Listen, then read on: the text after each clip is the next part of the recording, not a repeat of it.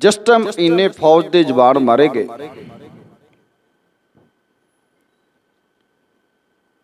तो special announcement की गई, संत जरनैल सिंह भिंडरांवालियां कि सानू ये जवानां दीयां लाशां चुकण की इजाजत दी जाए, नहीं तो फिर इत्थे बहुत बदबू फैल जाएगी, स्मैल आवेगी। गर्मियां दा दिन है। सो कहंदे 300 भंगी 300 भंगी बुलाया गया।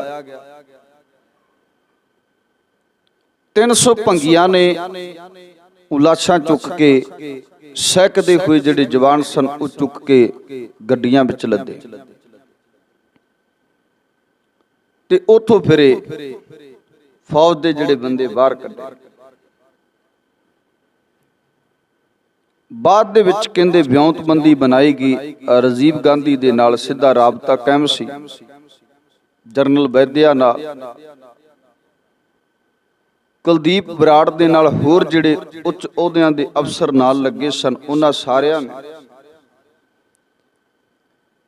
एक हवाई मीटिंग कीती जिहदे विच उन्हां ने फैसला लिया कि हुण जो मर्जी हो जाए, किसी ना किसी तरीके इन्हां सारे ਸਿੰਘਾਂ ਦਾ खुरा खोज मिटाना पवेगा। उस ਵਿਉਂਤਬੰਦੀ तहत हैलीकॉप्टरां दे राखी फौज अंदर घल्लण दे लई सोचिया गया ते कहंदे कन बिल्डिंगां दे उपर हैलीकॉप्टरां दे राखी फौजी जिहड़े सन तारे गए। स्पैशल कमांडो फोर्स उन्हां नूं 60 ग्रेनेड दिते गए। कादे लई कि बिल्डिंगां दे उपर जिहड़े मोगे ने उन्हां दे राखी वो ग्रेनेड विच सुटिओ, उपरलियां बिल्डिंगां दे उपर जिहड़े वो अतवादी लिखदा, क्योंकि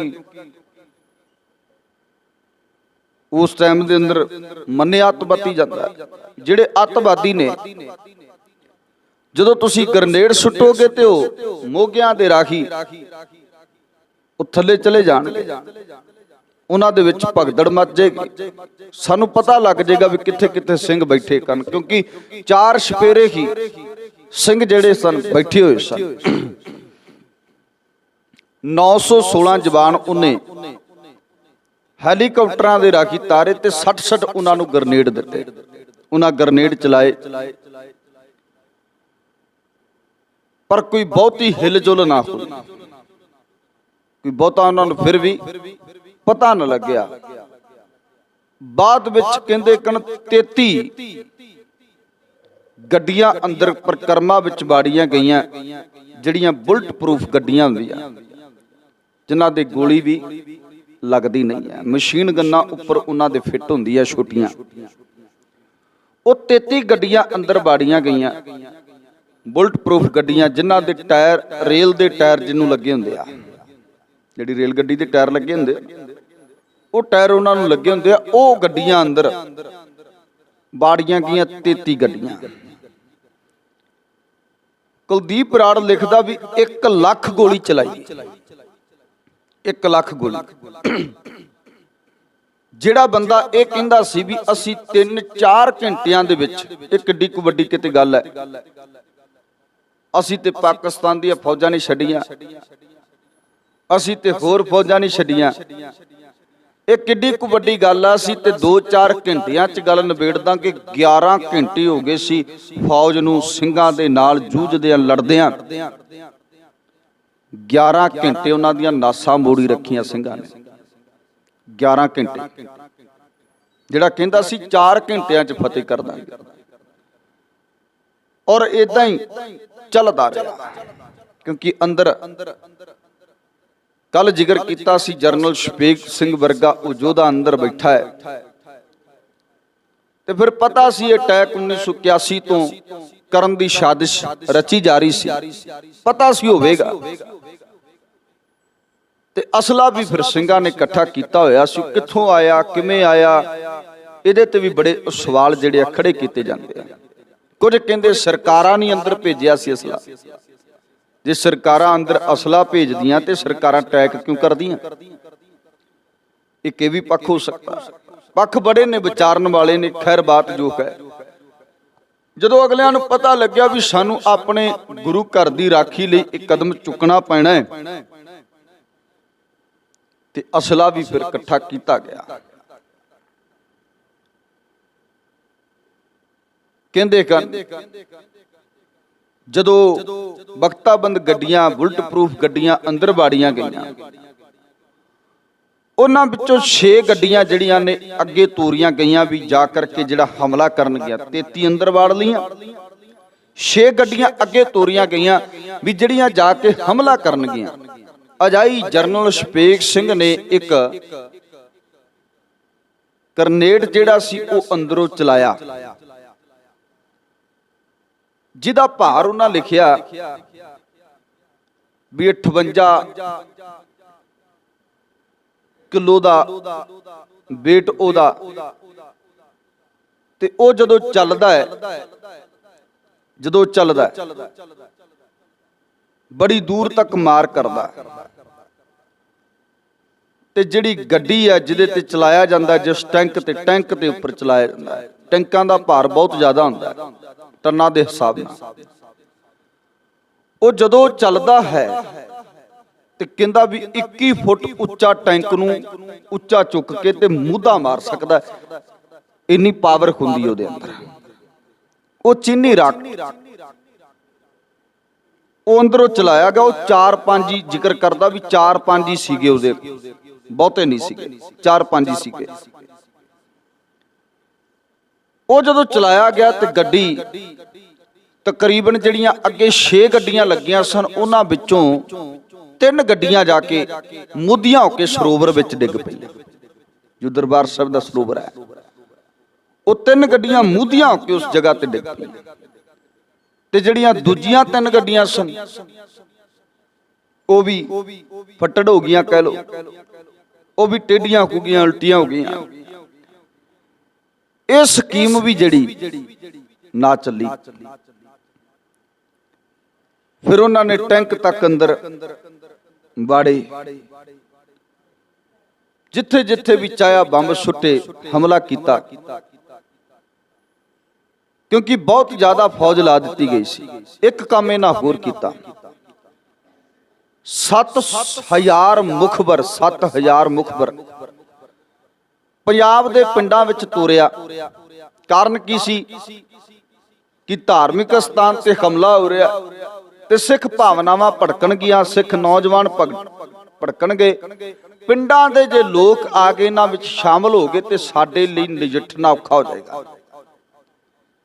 ਉਹਦੇ ਲਈ ਪਹਿਲਾਂ ਹੀ 7000 ਮੁਖਬਰ ਪੰਜਾਬ ਦੇ ਪਿੰਡਾਂ ਵੱਲ ਤੋਰਿਆ ਗਿਆ, ਜਿਹਦੇ ਵਿੱਚ ਇਹ ਵੀ ਜ਼ਿਕਰ ਕਰਦਾ ਹੈ ਵੀ ਕਈਆਂ ਦੇ ਸਿਰਾਂ ਦੇ ਉੱਪਰ ਪੀਲੇ ਦਸਤਾਰੇ ਬੰਨ੍ਹ ਕੇ ਕਿਰਪਾਨਾਂ ਉੱਤੋਂ ਦੀ ਪਵਾ ਕੇ ਭੇਜੇ ਗਏ, ਡੁਪਲੀਕੇਟ ਬਣਾ ਕੇ ਵੀ ਇਹ ਸਿੱਖਾਂ ਸੀ, ਸਾਨੂੰ ਪਿੰਡਰਾਂ ਵਾਲੇ ਨੇ ਭੇਜਿਆ। ਤੇ ਸਾਰੇ ਪਿੰਡਾਂ ਦੇ ਨੌਜਵਾਨਾਂ ਨੂੰ ਉਹਨੇ ਉੱਥੇ ਦਰਬਾਰ ਸਾਹਿਬ ਬੁਲਾਇਆ ਸਾਥ ਦੇਣ ਵਾਸਤੇ। ਤੇ ਪਿੰਡਾਂ ਵਿੱਚੋਂ ਵੀ ਫਿਰ ਗੱਡੀਆਂ ਭਰ ਕੇ ਦਰਬਾਰ ਸਾਹਿਬ ਵਾਲੇ ਪਾਸੇ ਨੂੰ ਚੱਲ ਗਈਆਂ। ਸਕੀਮ ਕੀ ਸੀ? ਸਕੀਮ ਇਹ ਸੀ ਕਿ ਜਦੋਂ ਉਹ ਗੱਡੀਆਂ ਭਰ ਕੇ ਆਉਣ, ਕਿਸੇ ਨੂੰ ਰੋਕਿਆ ਨਾ ਜਾਵੇ ਰਾਹ ਵਿੱਚ।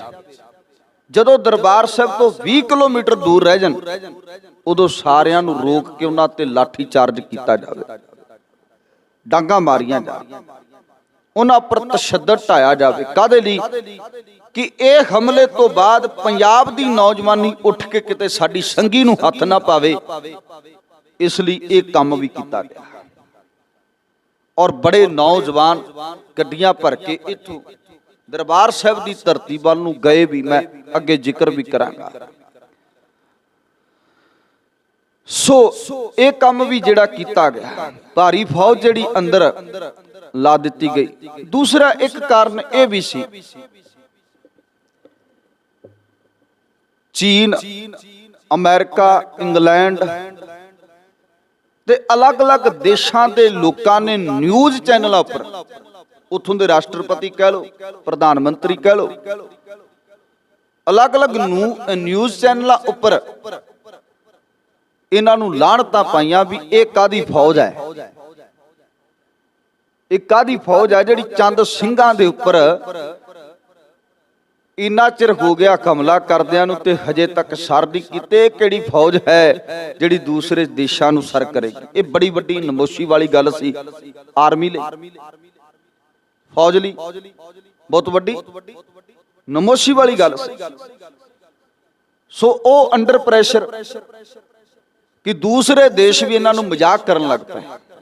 ਵੇਖੋ ਕਿੱਡਾ ਦਬਦਬਾ ਹੁਣ ਮੁੱਠੀ ਭਰ ਸਿੰਘ ਨੇ, ਪਰ ਕਲਗੀਧਰ ਪਾਤਸ਼ਾਹ ਨੇ ਜੋ ਗੱਲ ਕਹੀ ਸੀ ਨਾ ਵੀ 1.25 लाख से एक लड़ाऊं तवै गोबिंद सिंह नाम कहाऊं, सतगुਰਾਂ ਨੇ ਪ੍ਰਤੱਖ ਤੌਰ ਤੇ ਹਰੇਕ ਜੰਗ ਵਿੱਚ ਕੀਤਾ ਹੈ। ਭਾਵੇਂ 10 ਲੱਖ ਫੌਜ ਦਾ ਘੇਰਾ ਚਮਕੌਰ ਦੀ ਗੜੀ ਨੂੰ ਪਿਆ ਤੇ ਅੰਦਰ ਮੁੱਠੀ ਭਰ ਸਿਰਫ 40 ਸਿੰਘ ਨੇ, ਉਹ ਵੀ ਭੁੱਖਣ ਪਾਣੇ ਨੇ। ਕਿਸੇ ਵੀ ਜੰਗ ਨੂੰ ਫਰੋਲ ਕੇ ਵੇਖ ਲਿਓ, ਦੁਸ਼ਮਣ ਦੀ ਗਿਣਤੀ ਵੱਧਦੀ ਲਿਖੀ ਹੈ। ਭਾਵੇਂ ਉਹ ਸਿੱਖ ਇਤਿਹਾਸਕਾਰ ਹੋਵੇ, ਭਾਵੇਂ ਉਹ ਮੁਸਲਮਾਨ ਇਤਿਹਾਸਕਾਰ ਹੋਵੇ, ਭਾਵੇਂ ਉਹ ਹਿੰਦੂ ਇਤਿਹਾਸਕਾਰ ਹੋਵੇ, ਜਦੋਂ ਗਿਣਤੀ ਪੜੋਗੇ ਤੇ ਮੁਗਲਾਂ ਦੀ ਵੱਧ ਹੀ ਨਿਕਲੇ, ਸਿੱਖਾਂ ਦੀ ਗਿਣਤੀ ਮੁੱਠੀ ਭਾਰੀ ਹੈ। ਪਰ ਸਤਿਗੁਰੂ ਕਲਗੀਧਰ ਪਾਤਸ਼ਾਹ ਨੇ ਸਿੱਖ ਦੇ ਅੰਦਰ ਜੋਸ਼ ਹੀ ਐਸਾ ਭਰਿਆ ਕਿ ਉਹ 1.25 ਲੱਖ ਨਾਲ ਲੜਨ ਦੀ ਹਿੰਮਤ ਰੱਖਦਾ। ਸੁਖੈਰ ਬਾਤ ਬੜਾ ਅੰਦਰ ਕਾਣ ਕੀਤਾ ਗਿਆ। ਜੋ ਜ਼ੁਲਮ ਉੱਥੇ ਹੋਇਆ ਉਹਨੂੰ ਪੜਦਿਆਂ ਵੀ ਅੱਖਾਂ ਨਮ ਹੋ ਜਾਂਦੀਆਂ, ਰੂਹ ਕੰਬਦੀ ਹੈ, ਸਰੀਰ ਕੰਬਦਾ ਵੀ ਇਹ ਕੁਝ ਵੀ ਵਾਪਰਿਆ।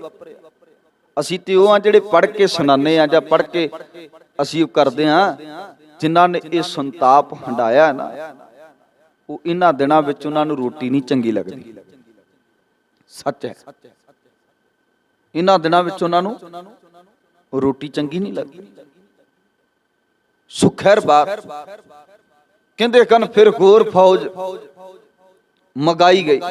ਜਿੰਨੀ ਆਰਮੀ ਸੀ, ਜਿੰਨੀ ਫੌਜ ਸੀ, ਜਿਹੜੇ ਰੂਸ ਤੋਂ ਫਰਾਂਸ ਤੋਂ ਸਪੈਸ਼ਲ ਟ੍ਰੇਨਿੰਗ ਲੈ ਕੇ ਫੌਜੀ ਆਏ ਸਨ, ਉਹ ਫੌਜੀ ਵੀ, ਕਿਉਂਕਿ ਮੈਂ ਲੰਘਦਾ ਜਾ ਰਿਹਾ, ਜੇ ਸਾਰੀਆਂ ਗੱਲਾਂ ਦਾ ਜ਼ਿਕਰ ਕਰਾਂਗਾ ਤੇ ਟਾਈਮ ਬਹੁਤ ਵਧੇਕ ਲੱਗ ਜਾਣਾ ਤੇ ਇਧਰ ਦਿਨ ਵੀ ਵੱਧ ਲੱਗ ਜਾਣਗੇ।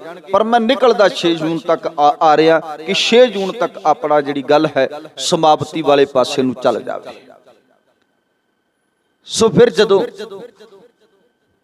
ਕੋਈ ਵਾਹ ਵਾਸਤਾ ਨਾ ਚੱਲਿਆ, ਸਪੈਸ਼ਲ ਟ੍ਰੇਨਿੰਗ ਲਏ ਹੋਏ ਉਹ ਨੌਜਵਾਨ ਵੀ ਤਾਰੇ ਗਏ, ਜਿਨ੍ਹਾਂ ਨੇ ਪਾਕਿਸਤਾਨ ਦੀ ਜੰਗ ਵਿੱਚ ਹਿੱਸਾ ਲਿਆ ਸੀ।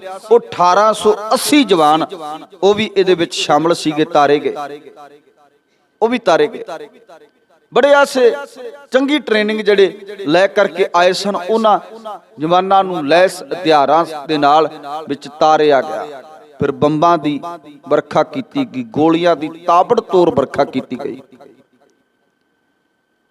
ਬੇਅਥਾ ਗੋਲੀਆਂ ਆਪਣੇ ਵੱਲੋਂ ਚਲਾਈਆਂ ਗਈਆਂ। 1 ਲੱਖ ਗੋਲੀ ਦਾ ਪਹਿਲਾ 3 ਜੂਨ ਦੀ ਸ਼ਾਮ ਤੱਕ ਦਾ ਜ਼ਿਕਰ ਕਰਦਾ ਹੈ, ਕਿਉਂਕਿ ਸਰਕਾਰ ਨੂੰ ਇੱਕ ਇੱਕ ਗੋਲੀ ਦਾ ਹਿਸਾਬ ਦੇਣਾ ਪੈਂਦਾ। ਇਸ ਲਈ ਜੇ ਆਪਾਂ ਕਹਾਂਗੇ ਗਿਣਤੀ ਕਿੱਥੋਂ ਆ ਗਈ, ਕਿਉਂਕਿ ਇੱਕ ਗੋਲੀ ਵੀ ਚਲਾਉਣ ਤੇ ਉਹਨਾਂ ਨੂੰ ਹਿਸਾਬ ਦੇਣਾ ਪੈਂਦਾ। ਆ ਪੁਲਿਸ ਵਾਲੇ ਕਿਉਂ ਨਹੀਂ ਕਿਤੇ ਛੇਤੀ ਚਲਾਉਂਦੇ? ਉਹਦਾ ਕਾਰਨ ਹੈ ਕਿ ਗੋਲੀ ਚਲਾਉਣ ਦਾ ਉਹਨਾਂ ਨੂੰ ਪਹਿਲਾਂ ਹਿਸਾਬ ਦੇਣਾ ਪੈਂਦਾ, ਦੱਸਣਾ ਪੈਂਦਾ ਕਿੱਥੇ ਚਲਾਈ, ਕਾਹਦੇ ਵਾਸਤੇ ਚਲਾਈ। ਸੋ ਖੈਰ ਬਾਤ, ਇਹ ਗੱਲਾਂ ਡੂੰਘੀਆਂ ਨੇ, ਵੱਡੀਆਂ ਨੇ। ਉਦੋਂ ਬਾਅਦ ਦੇ ਵਿੱਚ ਜਿਹੜੀਆਂ ਚੱਲੀਆਂ ਉਹਦਾ ਜ਼ਿਕਰ ਨਹੀਂ ਕਰਦਾ। ਲੱਖਾਂ ਦੇ ਹਿਸਾਬ ਨਾਲ ਫੋਰਸ ਜਿਹੜੀ ਦਰਬਾਰ ਸਾਹਿਬ ਦੀ ਧਰਤੀ ਦੇ ਉੱਪਰ ਸਿਰਫ ਮੁੱਠੀ ਭਰ ਸਿੰਘਾਂ ਲਈ ਲਾ ਦਿੱਤੀ ਗਈ। ਪਰ ਉਹ ਯੋਧੇ ਬਲਵਾਨ ਸਨ, ਜਿਨ੍ਹਾਂ ਨੇ ਸਰਕਾਰਾਂ ਦੀ ਇਸ ਨਕੰਮੀ ਕਾਮਯਾਬੀ ਨੂੰ ਕਾਮਯਾਬ ਨਾ ਹੋਣ ਦਿੱਤਾ, ਨਾਕਾਮ ਕਰ ਦਿੱਤਾ। ਤੇ ਕਹਿੰਦੇ ਹਨ 4 ਜੂਨ ਤੱਕ ਵੀ ਇਦਾਂ ਹੀ ਹਮਲਾ ਚੱਲਦਾ ਰਿਹਾ। 5 ਜੂਨ ਦਾ ਦਿਨ ਆਇਆ। 5 ਜੂਨ ਵਾਲੇ ਦਿਨ ਜਿਹੜੇ ਸਿੰਘ ਲਾਗੇ ਦੀਆਂ ਬਿਲਡਿੰਗਾਂ ਦੇ ਵਿੱਚ ਬੈਠੇ ਸਨ ਮੋਰਚਾ ਬਣਾ ਕੇ, ਉਹਨਾਂ ਸਿੰਘਾਂ ਦੇ ਉੱਪਰ ਇਹਨਾਂ ਨੇ ਜਾ ਕਰਕੇ ਕਬਜ਼ਾ ਕਰ ਲਿਆ, ਉਹਨਾਂ ਨੂੰ ਖਤਮ ਕਰ ਦਿੱਤਾ ਗਿਆ। ਕਿਉਂਕਿ ਕੋਈ ਵੀ ਹੱਥ ਨਹੀਂ ਆਇਆ। ਇਹ ਵੀ ਵੱਡੀ ਗੱਲ ਹੈ ਵੀ ਜਿਹੜੇ ਸਿੰਘ ਅੰਦਰ ਜੁਝਾਰੂ ਸਨ, ਉਹ ਹੱਥ ਕੋਈ ਨਹੀਂ ਆਇਆ, ਸ਼ਹੀਦ ਹੀ ਹੋਇਆ। ਜਿਹੜਾ ਹੋਇਆ ਉਹ ਸ਼ਹੀਦ ਹੀ ਹੋਇਆ। ਹੱਥ ਨਹੀਂ ਕੋਈ ਇਹਨਾਂ ਦੇ ਲੱਗਿਆ। ਇਸ ਕਰਕੇ ਜਿਹੜੇ ਹੁਣ ਉੱਥੇ ਲੋਕ ਗਏ ਸਨ ਉਹਨਾਂ ਨੂੰ ਤੇਜਾ ਸਿੰਘ ਸਮੁੰਦਰੀ ਕਾਲ, ਰਾਮਦਾਸ ਸਰਾਂ, ਇੱਧਰ ਜਿੰਨੀਆਂ ਸਰਾਵਾਂ ਨੇ ਬਾਹਰ ਗੁਰੂ ਅਰਜਨ ਦੇਵ ਪਾਤਸ਼ਾਹ ਸਰਾਂ ਹੈ, ਇਹਨਾਂ ਸਰਾਵਾਂ ਦੇ ਵਿੱਚ ਉਹਨਾਂ ਨੂੰ ਬੰਦ ਕਰ ਦਿੱਤਾ ਗਿਆ। ਇੱਥੋਂ ਤੱਕ ਕਿ ਅਥਰੂ ਗੈਸ ਦੇ ਗੋਲੇ, ਹੋਰ ਗੈਸਾਂ ਦੇ ਗੋਲੇ ਜਿਹੜੇ ਸੱਟੇ ਗਏ। ਫਿਰ ਦਰਬਾਰ ਸਾਹਿਬ ਦੇ ਅੰਦਰ ਉਹ ਗੋਲੇ ਸੱਟਣ ਦਾ ਯਤਨ ਕੀਤਾ ਗਿਆ, ਪਰ ਜਿਹੜੇ ਸਿੰਘ ਅੰਦਰ ਜੁਝਾਰੂ ਸਨ ਉਹੀ ਗੋਲੇ ਚੁੱਕ ਕੇ ਵਾਪਸ ਇਹਨਾਂ ਵੱਲ ਸੁੱਟਦੇ ਰਹੇ। ਜਿਵੇਂ ਕਿਸਾਨੀ ਮੋਰਚੇ ਤੇ ਹੋਇਆ ਨਾ ਕਿ ਅਥਰੂ ਗੈਸ ਸੁੱਟਦੇ ਸਾਡੇ ਵੱਲ ਤੇ ਨੌਜਵਾਨ ਚੁੱਕ ਕੇ ਉਹੀ ਗੈਸ ਦੇ ਗੋਲੇ ਵਾਪਸ ਸੁੱਟਦੇ, ਕਿਉਂਕਿ ਇਹ ਮਾਨੋ ਕਿਤੇ ਨਾ ਕਿਤੇ ਅਸੀਂ 84 ਦੇ ਵਿੱਚੋਂ ਸਿੱਖਿਆ। ਉਹੀ ਗੋਲੇ ਵਾਪਸ ਸੁੱਟਦੇ ਰਹੇ। ਸੋ ਉਹਨਾਂ ਦੇ ਵਿੱਚ ਜਦੋਂ ਬਹੁਤ ਜ਼ਿਆਦਾ ਧੂਆਂ ਹੋ ਗਿਆ, ਉਹਦੇ ਵਿੱਚ ਫਿਰ ਚੰਗੇ ਕਮਾਂਡਰ ਜਿਹੜੇ ਸਨ ਉਤਾਰੇ ਗਏ ਤੇ ਜਿਹੜੇ ਮੋਰਚਿਆਂ ਦੇ ਬਾਹਰੀ ਸਿੰਘ ਸਨ ਉਹਨਾਂ ਨੂੰ ਖਤਮ ਕਰ ਦਿੱਤਾ ਗਿਆ। 65 ਦੇ ਕਰੀਬ, ਫਿਰ 65 ਤੋਂ ਵੱਧ ਜਿਹੜੇ ਸਿੱਖ ਸਨ ਉਹ ਖਤਮ ਕੀਤੇ ਗਏ। ਮੋਰਚੇਬੰਦੀ, ਘੇਰੇਬੰਦੀ ਦੇ ਅੰਦਰ ਜਿਹੜੇ ਸਿੰਘ ਸਨ ਉਹ ਖਤਮ ਕਰ ਦਿੱਤੇ ਗਏ। ਖੈਰ ਬਾਤ 6 ਜੂਨ ਤੱਕ ਇਹ ਚੱਲਦਾ ਰਿਹਾ। ਅਖੀਰੀ ਉਹ ਯੋਧੇ ਨੇ ਜਿਹਦੇ ਪ੍ਰਥਾਏ ਇਹ ਕਹਿੰਦੇ ਸਨ ਵੀ ਅਸੀਂ 4 ਘੰਟਿਆਂ 'ਚ ਖਤਮ ਕਰ ਦਾਂਗੇ ਸਭ ਕੁਝ, ਉਹਨੇ 72 ਘੰਟੇ ਇਹਨਾਂ ਦਾ ਮੂੰਹ ਮੋੜੀ ਰੱਖਿਆ। 72 ਘੰਟੇ ਆਰਮੀ, ਪੂਰੀ ਆਰਮੀ, ਇੰਡੀਆ ਦੀ ਪੂਰੀ ਆਰਮੀ ਦੀ ਗੱਲ ਕਰਾਂ, ਪੂਰੀ ਆਰਮੀ ਲਾ ਦਿੱਤੀ ਗਈ ਤੇ ਮੁੱਠੀ ਭਰ ਸਿੰਘਾਂ ਨੇ ਇਹਨਾਂ ਦੀਆਂ ਨਾਸਾਂ ਮੋੜ ਦਿੱਤੀਆਂ। ਇਹ ਨਹੀਂ ਸੀ ਪਤਾ ਲੱਗਦਾ ਵੀ ਗੋਲੀ ਚੱਲਦੀ ਕਿੱਥੋਂ ਹੈ, ਗੋਲੀ ਆਉਂਦੀ ਕਿੱਥੋਂ ਹੈ, ਕਿਉਂਕਿ ਉਹ ਦੂਰਬੀਨਾਂ ਜਿਹੜੀਆਂ ਦੂਰ ਦੂਰ ਤੱਕ ਵੇਖ ਸਕਦੀਆਂ ਉਹਨਾਂ ਨੂੰ ਨਹੀਂ ਪਤਾ ਲੱਗਾ ਵੀ ਦਨਾਲੀਆਂ ਫਿੱਟ ਕਿੱਥੇ ਕੀਤੀਆਂ, ਇਹ ਮਸ਼ੀਨ ਗੰਨਾਂ ਫਿੱਟ ਕਿੱਥੇ ਕੀਤੀਆਂ, ਇਹਨਾਂ ਦੇ ਮੂੰਹ ਕਿੱਥੇ ਨੇ, ਇਹ ਚੱਲਦੀਆਂ ਕਿੱਥੋਂ ਨੇ। ਪਰ ਤਿੰਨੇ ਤਰਫਾਂ ਤੋਂ ਵਰਖਾ ਐਸੀ ਹੁੰਦੀ ਸੀ ਜਿਵੇਂ ਮੀਂਹ ਪੈਂਦਾ, ਕੋਈ ਇਸ ਤਰੀਕੇ ਨਾਲ ਵਰਖਾ ਹੁੰਦੀ ਸੀ, ਪਰ ਫੌਜ ਨੂੰ ਪਤਾ ਨਾ ਲੱਗ ਸਕਿਆ ਕਿਉਂਕਿ ਅੰਦਰਲਾ ਇੱਕ ਉਹ ਯੋਧਾ ਸੀ ਜਰਨਲ ਸ਼ਪੇਕ ਸਿੰਘ, ਜਿਹਨੇ ਇਹ ਸਭ ਕੁਝ ਤਿਆਰ ਕੀਤਾ ਸੀ, ਬਣਾਇਆ ਸੀ। ਖੈਰ ਬਾਤ ਆਪਣੇ ਹਿੱਤ ਲਈ ਉੱਥੇ ਅੱਜ ਤੁਸੀਂ ਦਰਸ਼ਨ ਕਰਦੇ ਹੋ। ਪਹਿਲੇ ਸਮਿਆਂ ਚਲੋ ਦਰਸ਼ਨ ਵੀ ਨਹੀਂ ਸਨ ਕਰਾਏ ਜਾਂਦੇ, ਹੁਣ ਦਰਸ਼ਨ ਵੀ ਕਰਾਏ ਜਾਂਦੇ ਆ। ਵੀ ਇੱਕ ਗੋਲੀ ਧੰਨ ਸ਼੍ਰੀ ਗੁਰੂ ਗ੍ਰੰਥ ਸਾਹਿਬ ਮਹਾਰਾਜ ਜੀ ਦੀ ਹਿੱਕ ਵਿੱਚ ਵੀ ਗੋਲੀ ਦਾਗੀ, ਉਹ ਗੋਲੀ ਵੀ ਵਿਖਾਉਂਦੇ ਆ। ਉਹ ਗੁਰੂ ਗ੍ਰੰਥ ਸਾਹਿਬ ਮਹਾਰਾਜ ਦਾ ਹੁਣ ਪ੍ਰਕਾਸ਼ ਵੀ ਕੀਤਾ ਜਾਂਦਾ ਹੈ। ਧਾਰਮਿਕ ਭਾਵਨਾਵਾਂ ਭੜਕਣਗੀਆਂ, ਨੌਜਵਾਨੀ ਖਤਮ ਕਰਨ ਦਾ ਸਿਸਟਮ ਬਣਾਇਆ ਸੀ ਵੀ ਕੋਈ ਦੁਬਾਰਾ ਪਿੰਡਰਾਂ ਵਾਲਾ ਨਾ ਉੱਠ ਸਕੇ। ਯਾਦ ਰੱਖਿਓ, ਅਸੀਂ ਐਸਾ ਦਬਾਵਾਂਗੇ ਕਿਉਂਕਿ ਗੱਲ ਇੱਥੇ ਧਰਮਾਂ ਦੀ ਨਹੀਂ ਸੀ। ਯਾਦ ਇਹ ਵੀ ਰੱਖਿਓ, ਗੱਲ ਇੱਥੇ ਧਰਮਾਂ ਦੀ ਨਹੀਂ ਸੀ ਵੀ ਸਾਡੇ ਧਰਮ ਦੀ ਗੱਲ ਹੋਵੇ ਤੇ ਦੂਜੇ ਦੀ ਨਾ ਹੋਵੇ। ਗੱਲ ਇੱਥੇ ਕੇਵਲ ਤੇ ਕੇਵਲ ਸਰਕਾਰਾਂ ਦੀ ਸੀ। ਉਹੀ ਸਰਕਾਰਾਂ ਉਦੋਂ ਵੀ ਸਾਨੂੰ ਸਿੱਖ ਹਿੰਦੂ ਭਾਈਚਾਰਕ ਸਾਂਝ ਨੂੰ ਲੜਾ ਕੇ ਮਰਾਂਦੀਆਂ ਰਹੀਆਂ, ਉਹੀ ਸਰਕਾਰਾਂ ਅੱਜ ਵੀ ਸਾਨੂੰ ਲੜਾ ਰਹੀਆਂ ਨੇ, ਅੱਜ ਵੀ ਮਰਾ ਰਹੀਆਂ। ਉਦੋਂ ਵੀ ਮਰੇ, ਅੱਜ ਵੀ ਅਸੀਂ ਮਰਦੇ ਪਏ। ਹੁਣ ਜੇ ਕੋਈ ਇਦਾਂ ਦੀ ਗੱਲ ਹੁੰਦੀ, ਹਿੰਦੂ ਸਿੱਖ ਵਾਲੀ ਗੱਲ ਹੁੰਦੀ, ਹਿੰਦੂ ਸਿੱਖ ਵਾਲੀ ਗੱਲ ਹੁੰਦੀ, ਕਿਉਂਕਿ ਮੁਸਲਮਾਨ ਵੀ ਫਿਰ ਸਾਡੇ ਦੇਸ਼ ਵਿੱਚ ਰਹਿੰਦੇ ਆ, ਉਹਨਾਂ ਦੀ ਗੱਲ ਕਿਉਂ ਨਹੀਂ ਹੁੰਦੀ? ਗੱਲ ਹੀ ਸਿਰਫ ਆਪਣੀ ਸਰਕਾਰ ਦੀ, ਆਪਣੀ ਕੁਰਸੀ ਦੀ ਸੀ।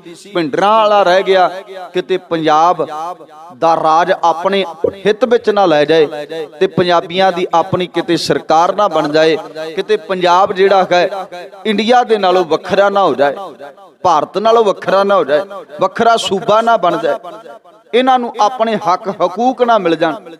ਇਸ ਲਈ ਬੜਾ ਕੁਝ ਬਾਅਦ ਦੇ ਵਿੱਚ ਵੀ ਕਹਿੰਦੇ 5 ਜੂਨ ਵਾਲੇ ਦਿਨ ਵੀ ਭੇਜੇ ਗਏ ਬੰਦੇ ਸੁਲ੍ਹਾ ਕਰਨ ਲਈ, ਪਰ ਨਹੀਂ, ਉਹ ਯੋਧਾ ਨਹੀਂ ਮੰਨਿਆ। ਉਹ ਕਹਿੰਦਾ ਵੀ ਮੰਗਾਂ ਮੰਨਣੀਆਂ ਨੇ ਤੇ ਆਨੰਦਪੁਰ ਸਾਹਿਬ ਦਾ ਪੂਰਾ ਮਤਾ ਮੰਨੋ ਤਾਂ ਗੱਲ ਹੈ।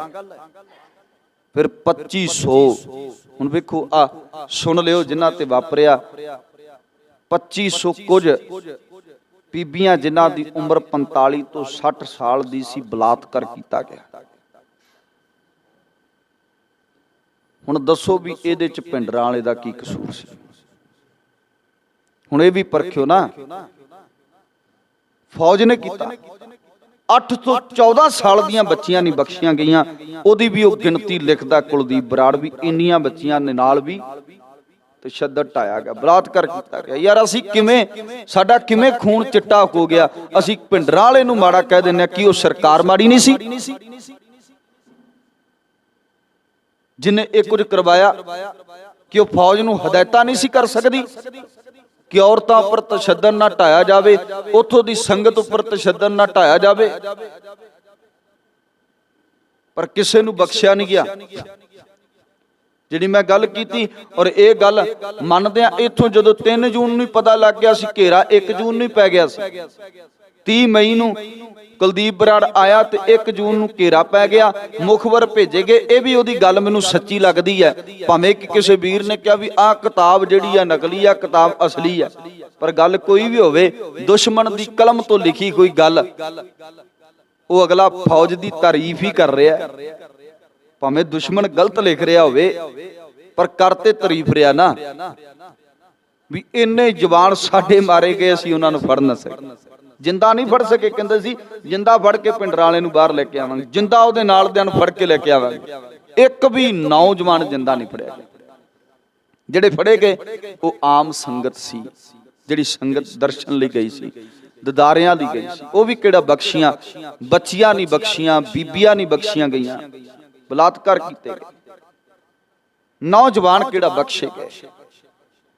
ਉਹਨਾਂ ਦੇ ਵਿੱਚੋਂ ਜਿਹੜੇ, ਹੁਣ ਮੈਂ ਗੱਲ ਕਰਾਂ, ਚਸ਼ਮਦੀਦ ਗਵਾਹ ਜਿਹੜਾ ਸਾਡੇ ਕੋਲ ਵੀ, ਆਪਣੇ ਕੋਲ ਵੀ ਇੱਥੇ ਆਉਂਦਾ, ਉਹ ਸਿੰਘ ਭਾਈ ਪਾਲ ਸਿੰਘ, ਉਹ ਵੀ ਉਸ ਜਗ੍ਹਾ ਤੇ ਮੌਜੂਦ ਸੀ। ਜੋ ਉਹ ਦੱਸਦੇ ਨੇ, ਉਹਨਾਂ ਦੀ ਜ਼ਬਾਨੀ, ਜਿਨ੍ਹਾਂ ਨੇ ਅੱਖੀ ਵੇਖਿਆ ਇਹ ਮਜ਼ਾਰ, ਜਿਨ੍ਹਾਂ ਨੇ ਅੱਖੀ ਵੇਖਿਆ, ਉਹਨਾਂ ਕੋਲ ਬਹਿ ਕੇ ਅਸੀਂ ਸੁਣਦੇ ਆ। ਕਿਉਂਕਿ ਮੇਰੀ ਆਦਤ ਹੈ ਕਿ ਬਜ਼ੁਰਗਾਂ ਦੇ ਕੋਲ ਬੈਠੋ, ਉਹਨਾਂ ਕੋਲੋਂ ਸੁਣੋ ਗੱਲਾਂ ਜੋ ਸਾਡੇ ਨਾਲ ਵਾਪਰਿਆ, ਜੋ ਸਾਡੇ ਨਾਲ ਹੋਇਆ।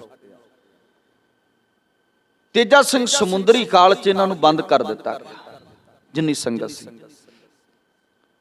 ਬੰਦ ਕਰਨ ਤੋਂ ਬਾਅਦ ਜਦੋਂ 6 ਜੂਨ ਵਾਲੇ ਦਿਨ ਸਿੰਘ ਸ਼ਹਾਦਤ ਦਾ ਜਾਮ ਪੀ ਗਏ, ਉਦੋਂ ਇਹਨਾਂ ਨੂੰ ਬਾਹਰ ਕੱਢਿਆ। ਤੇ ਬਾਹਰ ਕੱਢ ਕੇ ਇਹ ਦੱਸਦੇ ਆ ਵੀ ਸਾਡੇ ਪਿੰਡ ਦੀ ਇੱਕ ਬੀਬੀ, ਉਹ ਨਾਨੀ ਲੱਗਦੀ ਸੀ, ਉਹਦਾ ਇੱਕ ਦੋਹਤਾ ਨਾਲ ਸੀ। ਉਹਦੀ ਉਮਰ ਹੋਵੇਗੀ ਕੋਈ 8 ਕੁ ਸਾਲ ਦੀ। ਉਹ ਬੱਚਾ ਵੀ ਨਾਲ, ਕਿਉਂਕਿ ਦਰਸ਼ਨ ਕਰਨ ਲਈ ਗਏ ਸਨ, ਪਿੰਡੋਂ ਸੰਗਤ ਕਾਫੀ ਗਏ ਸੀ, 100 ਦੇ ਕਰੀਬ ਦੱਸਦੇ ਆ ਵੀ ਸੰਗਤ ਸਾਡੇ ਪਿੰਡ ਦੀ ਚੀਮੇ ਦੀ ਗਈ ਸੀ। ਉਹਦੇ ਵਿੱਚੋਂ ਮਾਈ ਵੀ ਸੀ, ਉਹਦਾ ਬੱਚਾ ਵੀ ਨਾਲ ਸੀ। ਕਹਿੰਦੇ ਵੀ ਮੈਂ ਕਿਹਾ ਵੀ ਇਹ ਬੱਚਾ ਮੈਨੂੰ ਫੜਾ ਦੇ, ਉਹਨੇ ਫੜਾ ਦਿੱਤਾ। ਕਾਫੀ ਚਿਰ ਚੁੱਕੀ ਵੀ ਰੱਖਿਆ। ਬਾਅਦ ਦੇ ਵਿੱਚ ਉਹ ਬੱਚਾ ਕਹਿੰਦੀ ਵੀ ਚੱਲ ਤੂੰ ਥੱਕ ਗਿਆ ਹੋਣਾ, ਮੈਨੂੰ ਫੜਾ ਦੇ। ਜਦੋਂ ਉਹਨੂੰ ਫੜਾਇਆ, ਅਜਾਈ ਗੋਲੀ ਚੱਲੀ ਕਿ ਉਹ ਗੋਲੀ ਆ ਕੇ ਉਸ ਬੱਚੇ ਦੀ ਹਿੱਕ ਵਿੱਚ ਵੱਜੀ, ਨਾਲ ਹੀ ਉਹਦੀ ਨਾਨੀ ਦੇ ਵੀ ਲੱਗੀ ਉਹ ਗੋਲੀ। ਉਹ ਦੋਵੇਂ ਉਸੇ ਜਗ੍ਹਾ ਦੇ ਉੱਪਰ ਢੇਰ ਹੋ ਗਏ। 9 ਸਿੰਘ ਕਹਿੰਦੇ ਮੇਰੇ ਪਿੰਡ ਦੇ 9 ਤੋਂ ਵੱਧ ਸਿੰਘ ਜਿਹੜੇ ਉੱਥੇ ਸ਼ਹੀਦ ਹੋਏ, ਗੋਲੀ ਦਾ ਸ਼ਿਕਾਰ ਹੋਏ। ਜਿਹੜੇ ਉੱਥੋਂ ਬਾਹਰ ਕੱਢੇ ਗਏ, ਉਹਨਾਂ ਨੂੰ ਇਹ ਕਿਹਾ ਵੀ ਹੱਥ ਖੜੇ ਕਰਕੇ ਬਾਹਰ ਨਿਕਲੋ। ਬਾਹਰ ਜਿਹੜੇ ਕੱਢੇ ਗਏ, ਉਹਨਾਂ ਦੇ ਬੰਦੂਕਾਂ ਦੇ ਵੱਟ ਮਾਰੇ ਗਏ। ਬੰਦੂਕਾਂ ਨੂੰ ਪੁੱਠੇ ਕਰਕੇ ਬੰਦੂਕਾਂ ਦੇ ਵੱਟ ਉਹਨਾਂ ਦੇ ਮਾਰੇ ਗਏ। ਭਾਵੇਂ ਉਹ ਨੌਜਵਾਨ ਸੀਗੇ, ਭਾਵੇਂ ਉਹ ਬਜ਼ੁਰਗ ਸੀਗੇ, ਭਾਵੇਂ ਉਹ ਬੱਚੇ ਸੀਗੇ, ਬੰਦੂਕਾਂ ਦੇ ਵੱਟ ਮਾਰੇ। ਜਿਨ੍ਹਾਂ ਕੋਲ ਡਾਂਗਾ ਸਨ, ਉਹਨਾਂ ਫੌਜੀਆਂ ਨੇ ਡਾਂਗਾ ਮਾਰੀਆਂ। ਜਿਨ੍ਹਾਂ ਕੋਲ ਆਪਣੇ ਬੁਲਟ ਪ੍ਰੂਫ ਟੋਪੀਆਂ ਦਿੱਤੀਆਂ ਜਾਂਦੀਆਂ ਇਹਨਾਂ ਨੂੰ, ਉਹਨਾਂ ਦਾ weight 5 ਕਿਲੋ ਹੁੰਦਾ। ਮੇਰਾ ਬ੍ਰਦਰ ਬਾਰਡਰ ਤੇ ਡਿਊਟੀ ਕਰਦਾ, ਉਹ ਦੱਸਦਾ ਹੁੰਦਾ ਵੀ 5 ਕਿਲੋ ਦੀ ਉਹ ਕੈਪ ਹੁੰਦੀ ਹੈ, 5 ਕਿਲੋ ਦੀ ਜਿਹੜੀ ਬੁਲਟ ਪ੍ਰੂਫ ਹੁੰਦੀ, ਜਿਹਦੇ ਚ ਗੋਲੀ ਨਹੀਂ ਲੰਘਦੀ। ਉਹ ਸ਼੍ਰੀਨਗਰ ਵਾਲੇ ਬਾਰਡਰ ਤੇ ਜਿਹੜੇ ਲਾਏ ਜਾਂਦੇ ਜਵਾਨ, ਉਹ ਟੋਪੀਆਂ ਜਿਹੜੀਆਂ ਉਹਨਾਂ ਦੇ ਸਿਰ ਤੇ ਹੁੰਦੀਆਂ, ਉਹ ਬੜੀਆਂ ਭਾਰੀਆਂ 5-5 ਕਿਲੋ ਦੀਆਂ ਟੋਪੀਆਂ। ਕਹਿੰਦੇ ਜਿਹਦੇ ਕੋਲ ਉਹ ਸਹੀ, ਉਹ ਟੋਪੀਆਂ ਮਾਰੀਆਂ ਉਹਨਾਂ ਨੇ ਲੱਕਾਂ ਦੇ ਵਿੱਚ। ਤੇ ਉਹ ਕਹਿੰਦੇ ਅੱਜ ਵੀ ਜਦੋਂ ਪੂਰਾ ਚੱਲਦਾ ਨਾ, ਸਿਆਲ ਦੇ ਦਿਨ ਹੁੰਦੇ ਆ, ਤੇ ਉਦੋਂ ਸਾਰਾ ਸਰੀਰ ਦਰਦ ਕਰਦਾ, ਉਦੋਂ ਦੀ ਕੁੱਟ। ਫਿਰ ਬਾਅਦ ਦਾ ਜਿਹੜਾ ਤਸ਼ੱਦਦ ਕਹਿਰ ਕੀਤਾ ਗਿਆ ਨੌਜਵਾਨੀ ਖਤਮ ਕਰਨ ਦਾ, ਪੰਜਾਬ ਹੀ ਖਤਮ ਕਰਤਾ ਜੀ। ਵੀ ਪੰਜਾਬ ਵਿੱਚ ਨੌਜਵਾਨ ਰਵੇ ਕੋਈ। ਗੁਰਦਾਸਪੁਰ ਅੰਮ੍ਰਿਤਸਰ ਦੀ ਸਾਰੀ ਬੈਲਟ ਹੀ ਖਤਮ ਕਰ ਦਿੱਤੀ ਕਿ ਕਿੰਨਾ ਸਮਾਂ ਉਧਰੋਂ ਕੋਈ ਬਰਾਤ ਹੀ ਨਹੀਂ ਚੜੀ। ਰਾਤ ਨੂੰ ਚੁੱਕ ਕੇ ਨੌਜਵਾਨਾਂ ਨੂੰ ਲੈ ਜਾਂਦੇ, ਮੁਕਾਬਲੇ ਬਣਾ ਕੇ ਮਾਰ ਦਿੱਤੇ ਜਾਂਦੇ। ਜਿਹੜੇ ਸਟਾਰ ਇਹਨਾਂ ਦੇ ਮੋਢਿਆਂ ਤੇ ਲੱਗੇ ਉਹ ਸਟਾਰ ਨਹੀਂ ਗਏ, ਉਹ ਸਟਾਰ ਨਹੀਂ ਗਏ। ਉਹ ਨੌਜਵਾਨਾਂ ਦੇ ਕਤਲ ਕਾਂਡ ਦੇ ਇਹਨਾਂ ਨੂੰ ਸਿਰੇ ਬੰਨੇ ਗਏ। ਜਿੰਨੇ ਕੋਈ ਵੱਧ ਮਾਰੇਗਾ ਉਨੀ ਮੋਢਿਆਂ ਤੇ ਵੱਧ ਸਟਾਰ ਲੱਗਣ। ਕਹਿੰਦਾ ਜਦੋਂ ਸਾਨੂੰ ਬਾਹਰ ਕੱਢਿਆ ਉਦੋਂ ਅਸੀਂ ਬਾਹਰ ਨਿਕਲੇ, ਪਾਣੀ ਨਹੀਂ ਸੀ, ਕੁਝ ਸਹਿਕ ਰਹੇ ਸਨ ਪਰ ਕਰਮਾਂ ਵਿੱਚ ਪਏ। ਤਾਂ ਕਰਕੇ ਕਹਿੰਦਾ ਜਦੋਂ ਕਿਤੇ ਦਰਬਾਰ ਸਾਹਿਬ ਜਾਂਦੇ ਹੋ ਨਾ ਤੇ ਪਿਕਨਿਕ ਟੂਰ ਬਣਾ ਕੇ ਨਾ ਜਾਇਆ ਕਰੋ। ਦਰਬਾਰ ਸਾਹਿਬ ਦੇ ਅੰਦਰ ਪੈਰ ਰੱਖਣ ਤੋਂ ਪਹਿਲਾਂ ਸੋਚਿਆ ਕਰੋ ਕਿ ਇੱਥੇ ਕਿੰਨੇ ਨੌਜਵਾਨਾਂ ਦੇ ਸਿਰ ਪਏ ਆ, ਕਿੰਨੇ ਦੀਆਂ ਲਾਸ਼ਾਂ ਦੇ ਉੱਪਰ ਪੈਰ ਰੱਖ ਕੇ ਅਸੀਂ ਜਾਂਦੇ ਆ। ਉਹ ਮਜ਼ਾਰ ਨੂੰ ਅੱਖਾਂ ਦੇ ਅੱਗੇ ਲੈ ਕੇ ਆਇਆ ਕਰੋ। ਜੋ ਵਾਪਰਿਆ, ਜੋ ਹੋਇਆ, ਜੋ ਗੰਦੀ ਸਰਕਾਰ ਨੇ ਕੀਤਾ,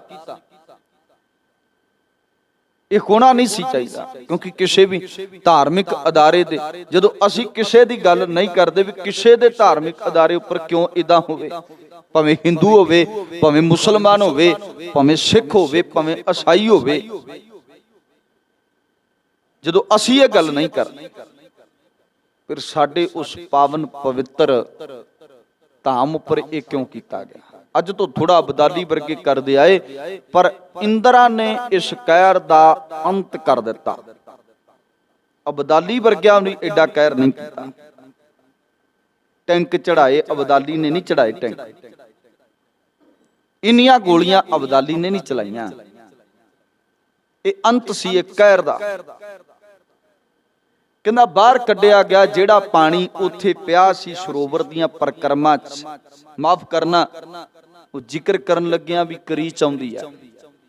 ਮਲ ਮੂਤਰ, ਗੰਦ, ਲਹੂ ਮਿੱਝ, ਇਤ ਆਦਿਕ, ਪਰ ਉਹਦੇ ਵਿੱਚ ਰਲਿਆ ਹੋਇਆ ਪਾਣੀ ਵੀ ਕਹਿੰਦਾ ਜੇ ਸਾਨੂੰ ਮਿਲਦਾ ਉਹ ਘੁੱਟ ਪੀ ਕੇ, ਉਹ ਲਹੂ ਉਹਨਾਂ ਪੀਤਾ ਜੀ। ਪਾਣੀ ਕਾਹਦਾ ਪੀਤਾ? ਉਹ ਲਹੂ ਪੀਤਾ ਉਹਨਾਂ ਨੇ। ਉਹ ਘੁੱਟ ਪਾਣੀ ਪੀ ਕੇ ਅਸੀਂ ਆਪਣੇ ਆਪ ਨੂੰ ਮਹਿਸੂਸ ਕੀਤਾ, ਕਿਉਂਕਿ ਪਾਣੀ ਦਾ ਘੁੱਟ ਵੀ ਨਹੀਂ ਸੀ ਦਿੱਤਾ ਜਾਂਦਾ। ਮੈਂ ਉਹਨਾਂ ਗੱਲਾਂ ਦਾ ਜ਼ਿਕਰ ਨਹੀਂ ਕੀਤਾ ਵੀ ਇੱਕ ਬਜ਼ੁਰਗ ਨੇ ਪਾਣੀ ਮੰਗਿਆ ਤੇ ਉਸ ਬਜ਼ੁਰਗ ਨੂੰ ਇਹ ਕਿਹਾ ਗਿਆ ਖੂਨ ਪੀ ਲੈ ਜੇ ਪੀ ਸਕਦਾ। ਇੱਕ ਔਰਤ ਜਿਹਦਾ ਛੋਟਾ ਜਿਹਾ ਬੱਚਾ ਸੀ, ਉਹਦਾ ਪਤੀ ਵੀ, ਉਹਨੇ ਕਿਹਾ ਵੀ ਮੇਰਾ ਪਤੀ ਤੇ ਫੌਜ 'ਚ ਡਿਊਟੀ ਕਰਦਾ ਸੀ, ਦਰਸ਼ਨ ਕਰਨ ਆਇਆ, ਬਖਸ਼ ਦਿੱਤਾ ਜਾਵੇ, ਪਰ ਨਹੀਂ ਬਖਸ਼ਿਆ ਗਿਆ। ਉਹਦਾ ਪਤੀ ਮਾਰ ਦਿੱਤਾ। ਉਹ ਕਹਿੰਦੀ ਚੱਲ ਮੈਂ ਆਪਣੇ ਪੁੱਤਰ ਨੂੰ ਪਾਲ ਲਾਂਗੀ। ਥੋੜੀ ਅੱਗੇ ਗਈ, ਇੱਕ ਗੋਲੀ ਉਹਦੀ ਛਾਤੀ ਵਿੱਚ ਵੱਜੀ। ਮਰੀ ਹੋਈ ਮਾਂ ਦੇ ਵੇਖ ਕੇ ਬੱਚਾ ਰੋਂਦਾ ਹੈ ਤੇ ਕੱਪੜਾ ਚੁੱਕ ਕੇ ਆਪਣੀ ਮਾਂ ਦਾ ਦੁੱਧ ਪੀਂਦਾ ਹੈ। ਦੁੱਧ ਪੀਂਦੇ ਬੱਚੇ ਨੂੰ ਵੇਖ ਕੇ ਉਹਦੀਆਂ ਲੱਤਾਂ ਫੜ ਕੇ ਅਜਾਈ ਪਟਕਾ ਕੇ ਕੰਧ ਨਾਲ ਇਹ ਕਹਿ ਕੇ ਫੌਜੀ ਮਾਰਦਾ ਹੈ ਕਿ ਚੱਲ ਹੁਣ ਮੈਂ ਉਹ ਗਾਲ ਨਹੀਂ ਕੱਢਣੀ ਚਾਹੁੰਦਾ। ਗੁਰੂ ਦੀ ਹਜ਼ੂਰੀ 'ਚ ਕਿ ਤੂੰ ਵੀ ਕੱਲ ਨੂੰ ਪਿੰਡਰਾਂ ਵਾਲਾ ਬਣੇਗਾ, ਤੂੰ ਵੀ ਕੱਲ ਨੂੰ ਪਿੰਡਰਾਂ ਵਾਲਾ ਬਣੇਗਾ। ਇਹ ਕਹਿ ਕੇ ਉਹ ਛੋਟੇ ਮਾਸੂਮ ਬੱਚੇ ਦਾ ਕੀ ਦੋਸ਼ ਸੀ? ਜੇ ਅੱਜ ਕੇਸ ਵੀ ਚਲਾਇਆ ਜਾਵੇ ਨਾ, ਕੇਸ ਵੀ ਅੱਜ ਚਲਾਇਆ ਜਾਵੇ ਜੋ ਸਾਡੇ ਤੇ ਤਸ਼ੱਦਦ ਹੋਇਆ, ਤੇ ਫਿਰ ਵੱਡੇ ਵੱਡੇ ਕੇਸ ਬਣਦੇ ਨੇ ਇਹਨਾਂ ਤੇ, ਵੱਡੇ ਵੱਡੇ ਕੇਸ ਬਣਦੇ। ਜਿਹੜੇ ਨਿਰਦੋਸ਼ੇ ਮਾਰੇ ਉਹਨਾਂ ਦਾ ਦੋਸ਼ ਪਾਇਆ ਜਾਵੇ। ਕਿਸੇ ਨਿਰਦੋਸ਼ੇ ਦਾ ਕਤਲ ਕਰਕੇ ਵੇਖੋ ਕਿਹੜੀ ਧਾਰਾ ਲੱਗਦੀ ਹੈ, ਪਰ ਨਿਰਦੋਸ਼ਿਆਂ ਦੇ ਕਤਲ ਦਾ ਕੋਈ ਦੋਸ਼ ਨਹੀਂ ਹੈ। ਅਗਲੇ ਕਹਿੰਦੇ ਉਹ ਵੀ ਜੰਗ ਲੜਨ ਆਏ ਸੀ। ਕਿਉਂ ਬਈ? ਤੁਸੀਂ ਉਹ ਦਿਨ ਕਿਉਂ ਨਿਯਤ ਕੀਤਾ ਕਿ ਜਿੱਦਣ ਧੰਨ ਗੁਰੂ ਅਰਜਨ ਦੇਵ ਪਾਤਸ਼ਾਹ ਦੀ ਸ਼ਹਾਦਤ ਦਾ ਦਿਨ ਸੀ? ਇਸੇ ਲਈ ਕੀਤਾ ਸੀ ਨਾ ਕਿ ਸਿੱਖ ਸੰਗਤ ਆਵੇਗੀ ਤੇ ਉਹਨਾਂ ਨਾਲ ਇੱਕ ਕਹਿਰ ਕੀਤਾ ਜਾਵੇਗਾ, ਅਸੀਂ ਪੰਜਾਬ ਹੀ ਖਤਮ ਕਰ ਦੇਵਾਂਗੇ। ਔਰ ਕੀਤਾ ਹੈ, ਕੀਤਾ। ਕਹਿੰਦਾ ਅਸੀਂ ਸਹਿਆ। ਫਿਰ ਸਾਨੂੰ ਕਿਹਾ ਗਿਆ ਲਾਸ਼ਾਂ ਚੁੱਕ ਕੇ, ਜਿੰਨੀਆਂ ਲਾਸ਼ਾਂ ਸੀ ਸੰਗਤ ਦੀਆਂ, ਉਹ ਚੁੱਕ ਕੇ ਕਹਿੰਦੇ ਵੀ ਮਰੇ ਕੋਈ ਕੁੱਤਿਆਂ ਦੀ ਤਰ੍ਹਾਂ ਜਿਵੇਂ ਸੁੱਟਦੇ ਆ ਨਾ ਗੱਡੀਆਂ ਚਲਾਤੇ, ਕਿਸੇ ਦੀ ਲੱਤ ਫੜ, ਕਿਸੇ ਦੀ ਬਾਹ ਫੜ, ਜੋ ਜੋ ਖਿਲ ਰਿਹਾ ਸੀ ਸਮਾਨ, ਉਹ ਸਾਰੇ ਇਕੱਠੇ ਕਰਕੇ ਸਰੀਰ ਗੱਡੀਆਂ 'ਚ ਸਾਡੇ ਤੋਂ ਕਹਿੰਦਾ ਲਦਾਏ ਗਏ। ਲੱਦੋ ਇਹਨਾਂ ਨੂੰ। ਜੇ ਕੋਈ ਸਹਿਕਦਾ ਪਿਆ ਸੀ, ਪਾਣੀ ਮੰਗਦਾ ਸੀ, ਪਾਣੀ ਕਰਦਾ ਸੀ, ਪਾਣੀ ਪਿਆ ਦੀਏ,